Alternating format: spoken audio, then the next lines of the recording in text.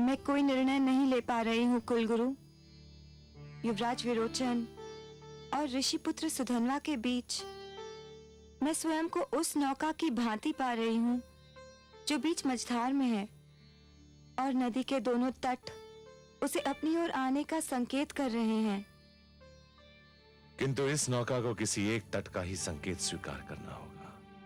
प्रश्न किसी एक तट के संकेत को स्वीकार करने का नहीं, प्रश्न तो दूसरे तट के संकेत को अस्वीकार करने का है।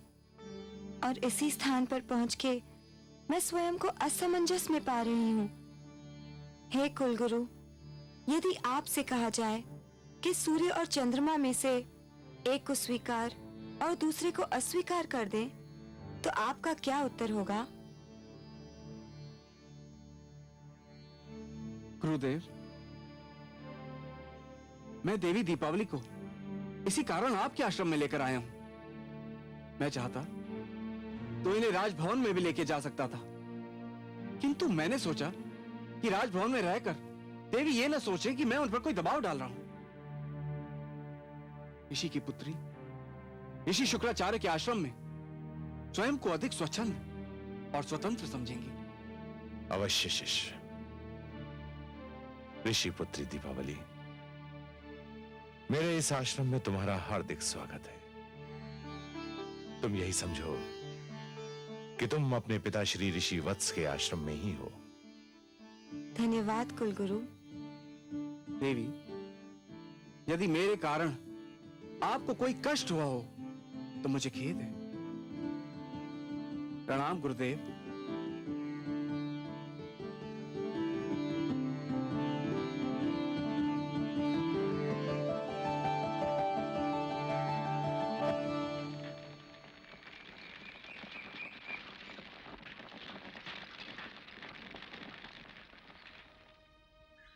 मुझे खेद है पुत्र, मुझे अत्यंत खेद है कि महाराज प्रहलाद जैसे न्यायप्रिय राजा और महान विष्णु भक्त का पुत्र अपने पिता के मार्ग से विचलित हो गया। यह दुख की ही नहीं, लज्जा की भी बात है। एक युवराज ने अपने अधिकारों का दुरुपयोग करके एक ऋषि पुत्र का अपमान किया है। एक बार मैंने भी सोचा कि उसके राजबल का उत्तर उसे अपने तपोबल से उसे उसी स्थान पर दे दूं। किंतु पिताश्री, मैंने संयम से कार्य लिया। संयम और धैर्य ही ऋषिगण की विशेषता है पुत्र। शक्ति और अधिकारों में राजभवन से कम न होते हुए भी ऋषि आश्रम का गौरव इसी में है कि यहां सत्ता और लालसा का राज नहीं होता। परंतु यह न समझ लेना कि मैं इस अपमान को सह जाऊंगा, क्योंकि मात्र मेरे पुत्र की बात होती तो मैं मौन धारण कर लेता। परंतु बात इससे आगे बढ़ चुकी है। बात यहां पहुंची है कि क्या राजभवन इतनी सरलता से ऋषि आश्रम को ललकार सकता है, उसकी अवहेलना कर सकता है? बताओ। विरोचन दीपावली को लेकर कहां गया है पुत्र? जाते समय उसने कहा था कि ऋषि वत्स की पुत्री दीपावली को दैत्य गुरु शुक्राचार्य के आश्रम में रखेगा।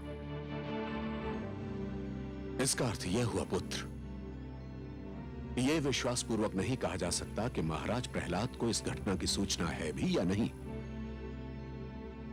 परंतु इससे कोई अंतर नहीं पड़ता। एक राजा को अपने राज्य में होने वाली हर प्रिय और अप्रिय घटना की जानकारी होना अनिवार्य है।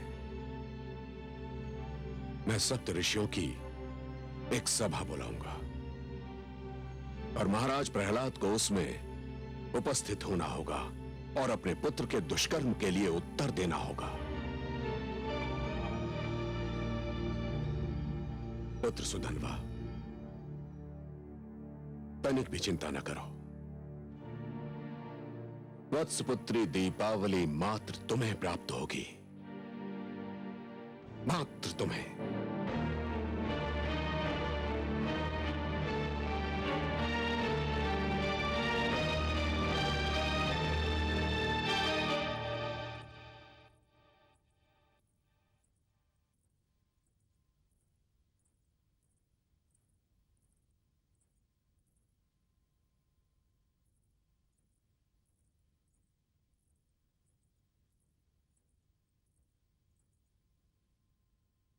महाराज, स्वामी,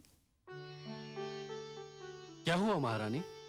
क्षमा करें महाराज, मैंने आपको गहरी नींद से उठाया। पर महाराज, बात ही कुछ ऐसी है। क्या बात है? महाराज, एक तपस्वी पधारे हैं और वे आपसे इसी समय मिलने का हठ कर रहे हैं। मैंने उन्हें बहुत समझाने का प्रयास किया कि भेंट भोर होने पर ही संभव है, पर वे नहीं माने महाराज। यदि कोई तपस्वी आधी रात को हमसे मिलना चाहता है तो कोई असाधारण कारण ही हो सकता है। और देवी, तपस्वी और ऋषि का स्थान बहुत ऊंचा होता है। वे हमारे राज्य के कर्मचारी नहीं हैं, जिन पर कर्मचारियों के नियम और विधान लागू किए जा सके। वे किसी भी समय हमसे मिलने का अधिकार रखते हैं। तो स्वामी, उन्हें यहाँ आने की अनुमति दे दी जाए। नहीं, मैं स्वयं उनकी सेवा में जाऊंगा।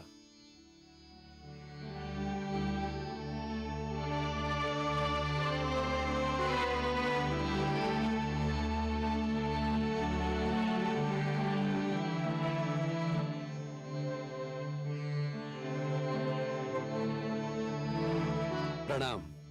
हे ऋषिदेव, प्रहलाद के राजभवन में आपका स्वागत है। यशस्वी भव। आधी रात में आने का कारण मैं इसलिए नहीं पूछ रहा हूं कि मुझे आपके आने से कोई कष्ट हुआ है। केवल इसलिए पूछ रहा हूं कि आपको स्वयं यहां आने में कष्ट हुआ होगा। मुझे सप्तऋषि गण ने आप तक एक संदेश पहुंचाने का आदेश दिया है। क्या आज्ञा है सप्तर्षि गण की? वो चाहते हैं कि कल प्रातः धर्म क्षेत्र में आयोजित उनकी सभा में आप उपस्थित हों। मेरा सौभाग्य। पर कोई विशेष समस्या है? वे आपसे कुछ प्रश्न पूछना चाहते हैं। ऋषिदेव, यह मत समझिएगा कि मैं अपने अधिकारों का प्रदर्शन कर रहा हूं, किंतु यदि आप यह बता सकें कि सप्तर्षि किस विषय में प्रश्न पूछना चाहते हैं तो मुझे प्रसन्नता होगी। महाराज, मुझे जितना ज्ञात था और जो बताने का आदेश दिया गया था वह सब मैं कह चुका हूं। इसके आगे स्वयं मुझे कुछ ज्ञात नहीं। सप्तर्षि गण से मेरा प्रणाम कहकर यह कह दीजिएगा कि उनकी आज्ञा का पालन होगा। मैं उनकी सभा में अवश्य उपस्थित रहूंगा। धन्यवाद महाराज। यशस्वी भव।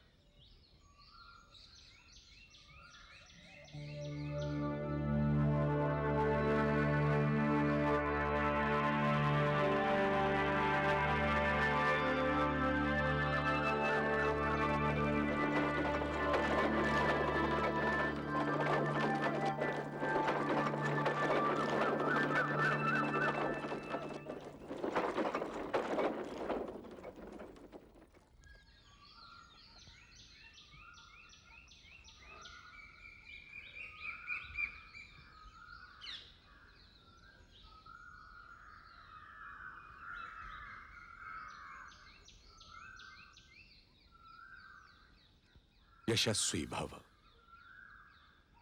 हे सप्तऋषियों, आप ज्ञान के साथ आकाश हैं, विद्या के साथ सागर हैं। हर वो व्यक्ति आपकी महानता को पहचानता और मानता है जो ज्ञान और विद्या के शब्दों से परिचित है। अपने तुच्छ सेवक प्रहलाद का प्रणाम स्वीकार करें। स्थान ग्रहण करें राजन।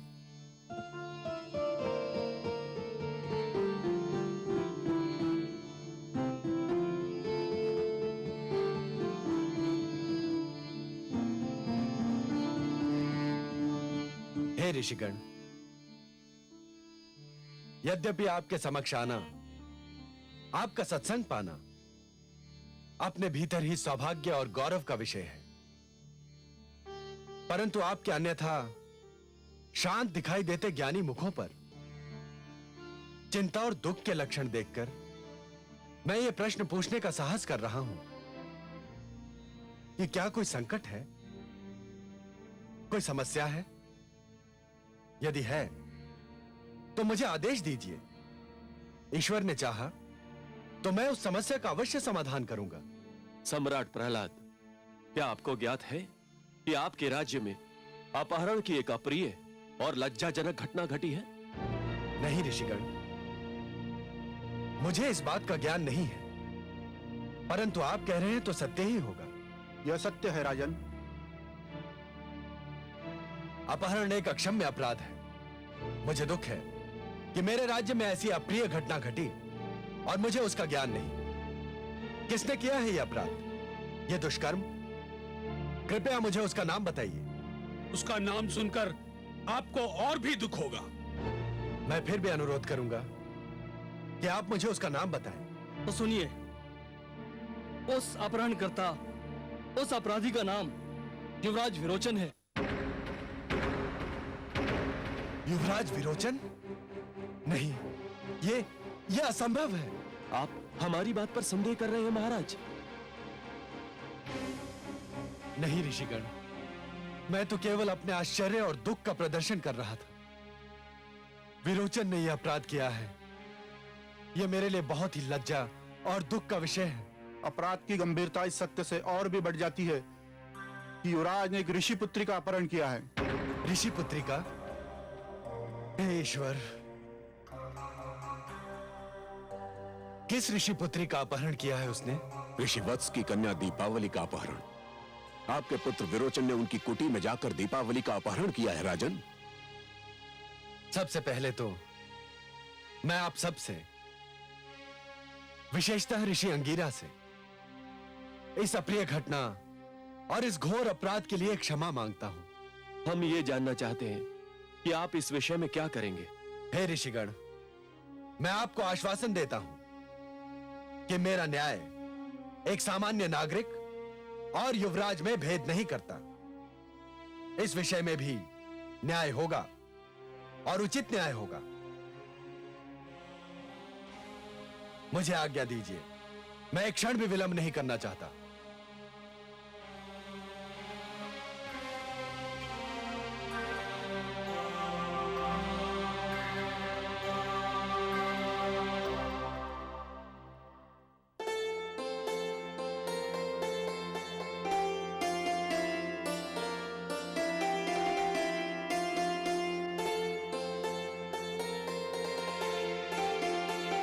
पुत्री,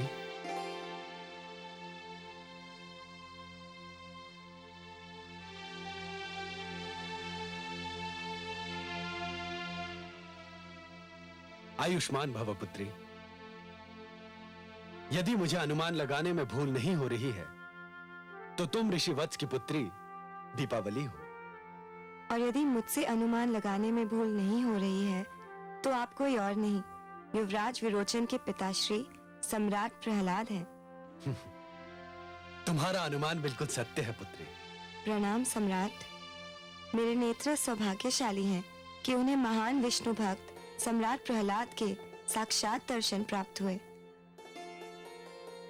परंतु इस समय आने का कष्ट किया है तो लक्ष्य केवल मुझे दर्शन देना तो नहीं हो सकता। तुम्हारा यह अनुमान भी सत्य है पुत्री। मैं तुम्हें यहां से ले जाने आया हूं, तुम्हें मेरे साथ चलना होगा। जो आज्ञा सम्राट। चलो पुत्री। रुक जा पुत्री।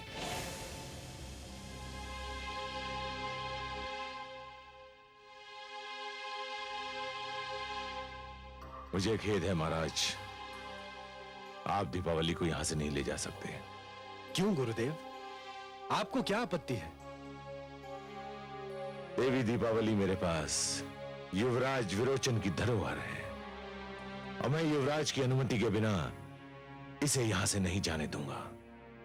युवराज विरोचन इस कन्या को इसकी अनुमति के बिना यहां ले आए थे, जो एक अनुचित कार्य था। कदापि अनुचित नहीं था।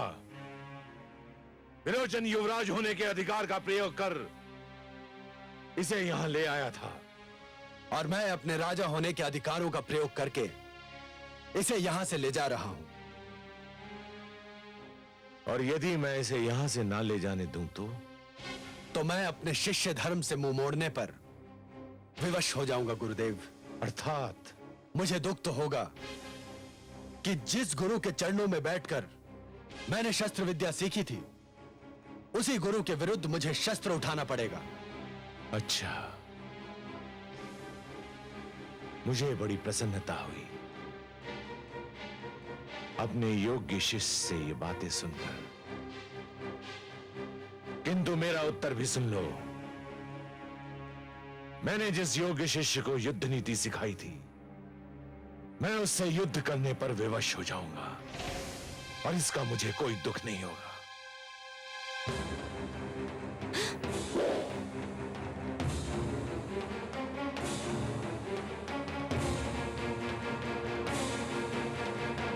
रुक जाइए गुरुदेव, रुक जाइए महाराज। यदि मेरे कारण मेरे पिता और गुरु को एक दूसरे के विरुद्ध शस्त्र उठाना पड़े तो ये मेरा अत्यंत दुर्भाग्य होगा। चलो पुत्री। पिताश्री, आप दीपावली को कहां ले जाना चाहते हैं? मैं दीपावली को तुमसे उस समय तक दूर रखना चाहता हूं जब तक वो स्वयं अपने भविष्य के विषय में कोई निर्णय न कर ले, और तब तक तुम मुझसे नहीं मिल सकते। यह अन्याय है महाराज। आप ही ने इस विरोचन को युवराज बनाया था, और विरोचन युवराज है, और युवराज को किसी भी स्थान पर किसी से भी मिलने का पूर्ण अधिकार है। विरोचन अब युवराज नहीं है गुरुदेव। निर्णय हो जाने तक मैं युवराज के समस्त अधिकारों को स्थगित करने की घोषणा करता हूं। चलो पुत्री।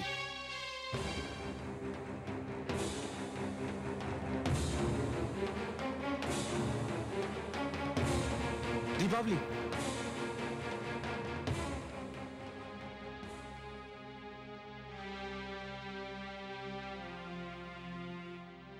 भूल मेरी थी। मुझे चाहिए था कि दीपावली के यहां आते ही उसके संग तुम्हारे साथ फेरे करवा देता, परंतु तुम चिंता मत करो वत्स, दीपावली तुम्हारी है और तुम्हारी ही होकर रहेगी।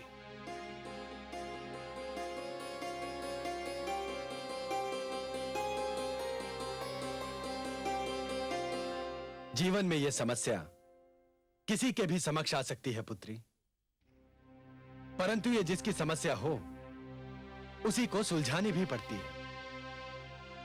तुम्हें भी किसी एक ही तट, किसी एक ही डगर का चुनाव करना पड़ेगा। जीवन यात्रा दो नौकाओं पर संभव नहीं। जानती हूँ महाराज। जानती हो तो फिर मेरे पुत्र विरोचन और ऋषि पुत्र सुधन्वा में से किसी एक को क्यों नहीं चुन लेती? युवराज विरोचन कल राजा बनेंगे, सारी धरती पर उनका राज होगा, और ऋषि पुत्र सुधन्वा भी कल महान ऋषि बनेंगे, आकाश पर उनका राज होगा। अब आप ही बताइए महाराज कि धरती और आकाश में मैं किसे चुन लूं और किसे ठुकरा दूं? परंतु यह तो असंभव है देवी कि इन दोनों में से किसी एक में कुछ कम कुछ अधिक ना हो। तुम सोचोगी तो इन दोनों में से किसी एक में कोई ऐसा दोष, कोई ऐसा गुण तुम्हें अवश्य मिल जाएगा जो दूसरे में ना हो।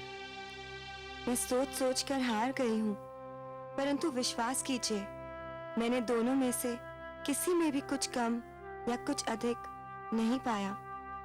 मैं तो चकरा कर रह गई हूँ महाराज। मैं बताता हूं तुमको देवी, विरोचन में एक दोष है। क्या? वो तुम्हें तुम्हारी सहमति के बिना तुम्हारे आश्रम से ले आया। उसे इसका अधिकार नहीं था। उसके इस अनुचित कार्य से तुम्हारी दृष्टि में उसकी महत्ता कुछ कम नहीं हुई। यह सत्य है महाराज कि जब उन्होंने मेरी कुटिया में आकर मुझे साथ चलने को कहा तो एक पल के लिए मुझे धक्का लगा, मैं भयभीत भी हो गई।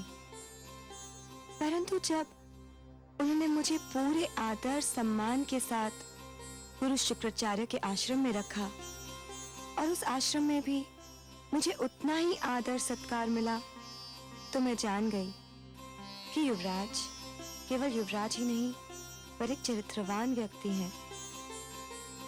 लालसा और वासना जिनके पास भटक भी नहीं सकती। मैं उनके चरित्र से प्रभावित हूँ महाराज। तो फिर सुधनवा को भूल जाओ। यह भी तो संभव नहीं है महाराज। उनकी परछाइयां भी मेरे मन आंगन का पीछा नहीं छोड़ती। ये तो बड़ी जटिल समस्या है देवी, परंतु इतना जान लो कि तुम्हारे अतिरिक्त किसी के पास इसका समाधान नहीं। मुझे नहीं लगता कि इसे सुलझाने में कोई भी तुम्हारी सहायता कर सकता है, और यदि कर सकता है तो मुझे बताओ, मैं स्वयं उसका प्रबंध करूंगा। मेरी सहायता केवल मेरे पिताश्री कर सकते हैं महाराज। वो कैसे कर सकते हैं तुम्हारी सहायता? वे ज्ञानी हैं, महापुरुष हैं, ऋषि हैं।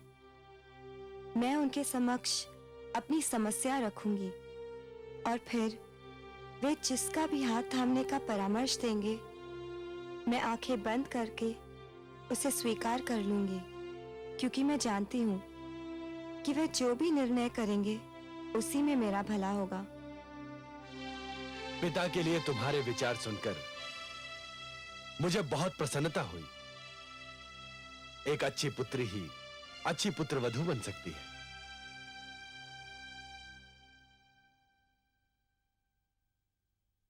सम्राट की जय हो। ऋषिवर वत्स पधारे हैं, आपसे भेंट करना चाहते हैं। अरे पुत्री, ये तो बड़ी शुभ घड़ी है। इस समय कुछ और भी मांगा होता तो अवश्य मिल जाता। ऋषिवर बहुत उत्तम समय पधारे हैं। उन्हें पूरे आदर और सम्मान सहित यहां ले आओ।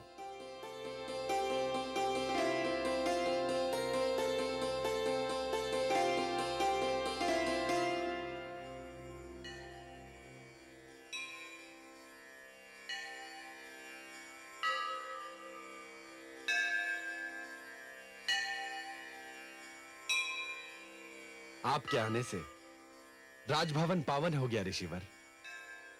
अपने सेवक प्रहलाद का सादर प्रणाम स्वीकार करें। यशस्वी भव सम्राट।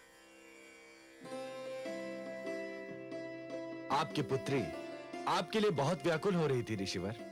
मैं जानता हूं महाराज, और ये क्यों प्रतीक्षा कर रही थी वो भी जानता हूं। मैं सारी कहानी जान चुका हूं।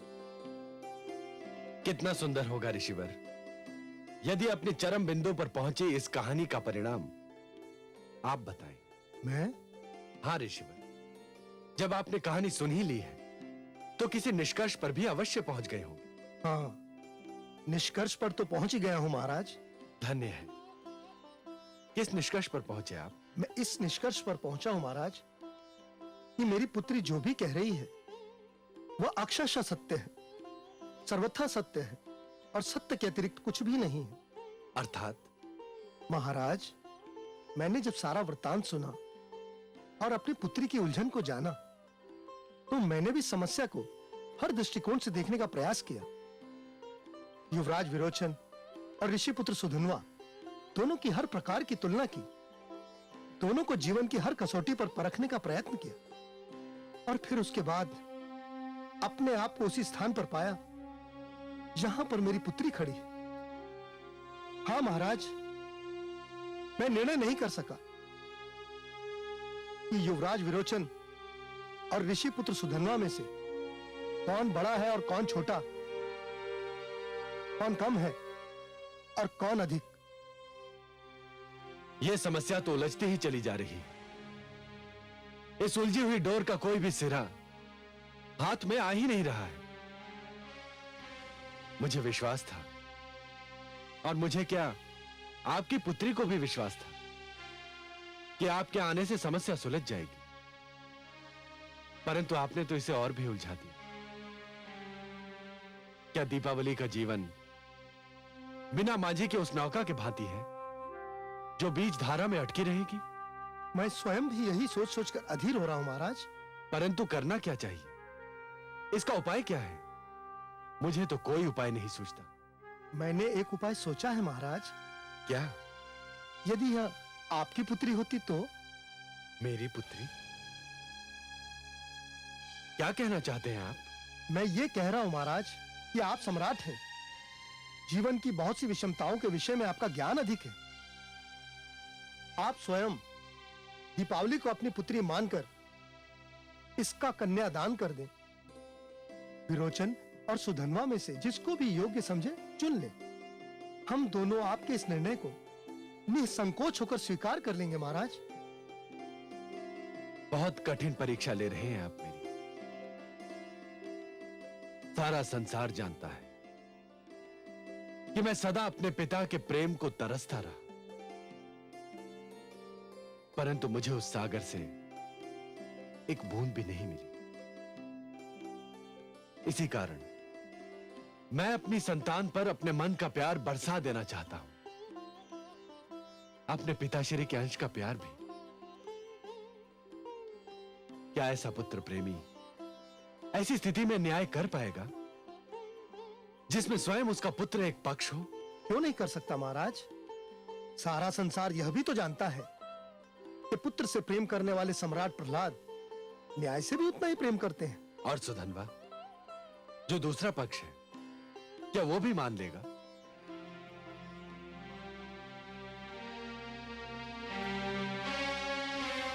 सुधनवा सोचेगा और ठीक ही सोचेगा कि यदि मैंने अपने पुत्र के पक्ष में निर्णय दिया तो वो पुत्र प्रेम के कारण दिया हो, न्याय प्रेम के कारण नहीं।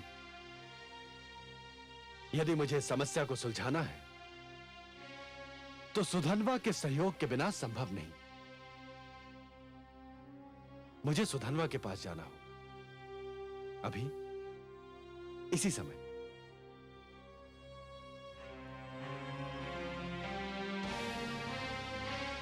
सब शुभ होगा पुत्री, सब शुभ होगा। देखा कमलनयन, वही हुआ जिसका मुझे भय था। दैत्य गुरु शुक्राचार्य की दी हुई शिक्षा अपना रंग दिखा रही है। परंतु आपको भय क्यों लग रहा है महादेवी? मुझे भय इसलिए लग रहा है कि ऋषि अंगिरा ने ये निर्णय लेने का भार पुत्र प्रहलाद पर डाल दिया है कि सुधनवा और पौत्र में अधिक श्रेष्ठ कौन है। अपने अपने क्षेत्र में दोनों ही श्रेष्ठ हैं। एक महान तेजस्वी ऋषि है तो दूसरा उतना ही महान योद्धा है। पुत्र प्रहलाद इतना कठिन निर्णय कैसे ले पाएगा? हाँ महादेवी, निस्संदेह ये निर्णय बहुत कठिन होगा, परंतु ये एक अवसर भी तो है पुत्र प्रहलाद के लिए ये जानने का कि पिता प्रहलाद और राजा प्रहलाद दो भिन्न भिन्न व्यक्तित्व हैं। जिस प्रकार योग्य तोल के लिए तुला के दोनों पलड़ों का संतुलित रहना आवश्यक होता है, उसी प्रकार प्रजा का न्याय करते समय राजा का भी संतुलित होना बहुत आवश्यक होता है महादेवी। सिंहासन पर बैठने के उपरांत एक राजा को यह जान लेना चाहिए महादेवी कि अपने परिवार और अपनी प्रजा के साथ उसका संबंध एक समान है। वो ना तो किसी का पिता है, ना किसी का पुत्र और ना ही किसी का भ्राता। यदि पुत्र प्रहलाद को इतिहास बनाना है महादेवी, तो उसे अपने निष्पक्ष न्याय का प्रमाण देना होगा। आप तो बस अपने पुत्र प्रहलाद के विवेक पर विश्वास कीजिए। देखा तुमने आश्रम और तपोवन का प्रभाव पुत्र। महाराज प्रहलाद को विवश होकर गुरु शुक्राचार्य के यहां से दीपावली को ले जाना ही पड़ा। तो अब दीपावली कहां है पिताश्री? चिंतित होने का कोई कारण नहीं है पुत्र, वो सुरक्षित है। वो महाराज प्रहलाद के निजी अतिथि गृह में है। परंतु अब देखना यह है कि न्यायप्रिय महाराज प्रहलाद अब क्या निर्णय लेते हैं।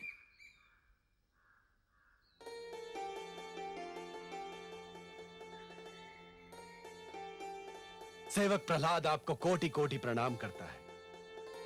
तेजस्वी भाव।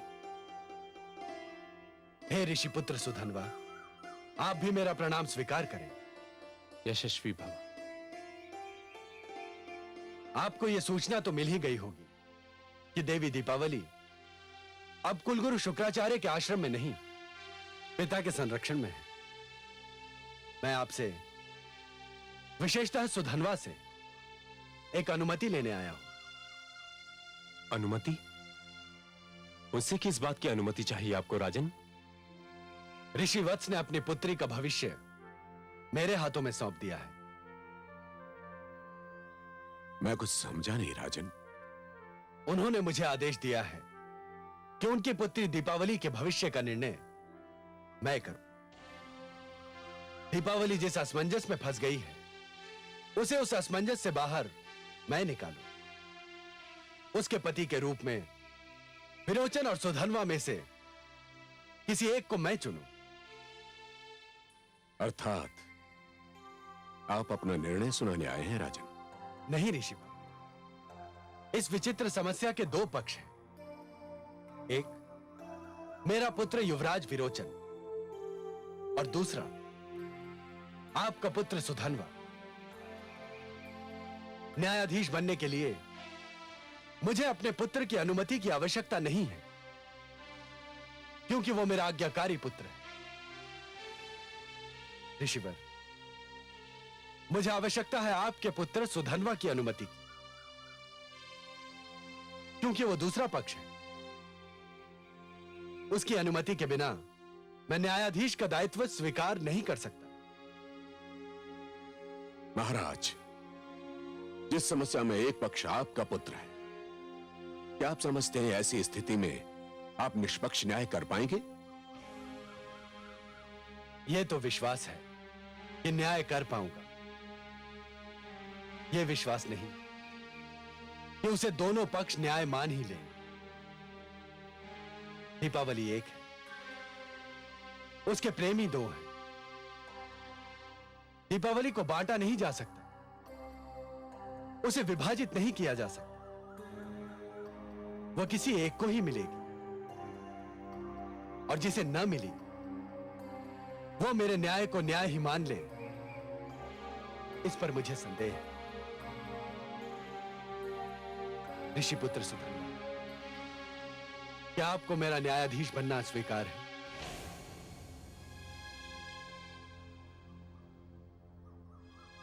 महाराज प्रहलाद, आपका प्रस्ताव मानने के अतिरिक्त मेरे पुत्र के पास दूसरा मार्ग बचा ही नहीं है।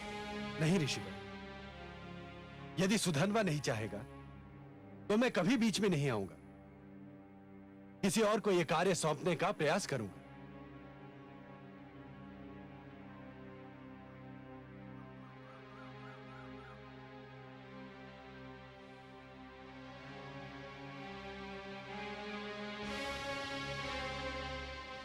मुझे स्वीकार है राजन। मैं अपना जीवन भाग्य आपके हाथ सौंपता हूं। तो मैं ये समझूं कि आप मुझे स्वेच्छा से अनुमति दे रहे हैं। जी राजन, मुझे आपका न्यायाधीश बनना स्वीकार है। अब मुझे आज्ञा दे ऋषिवर। प्रणाम। आयुष्मान भव। प्रणाम ऋषिपुत्र।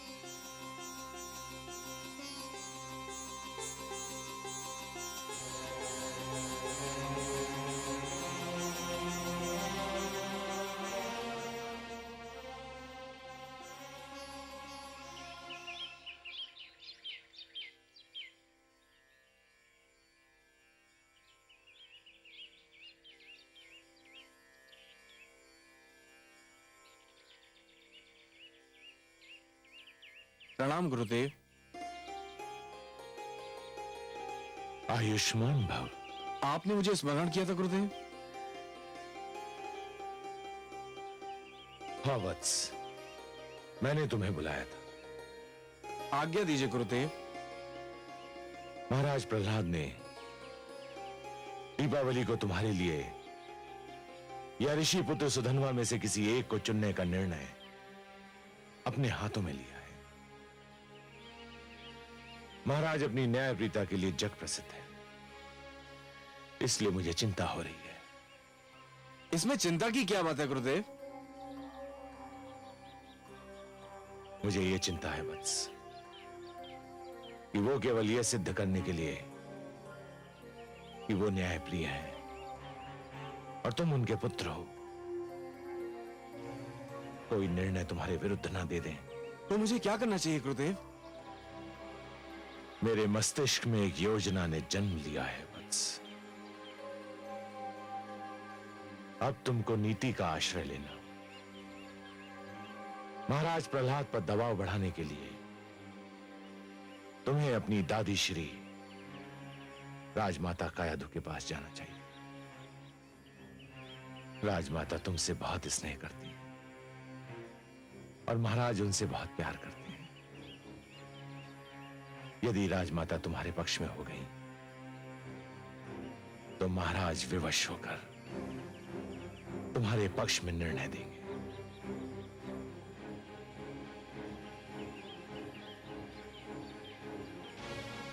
जो आज्ञा गुरुदेव।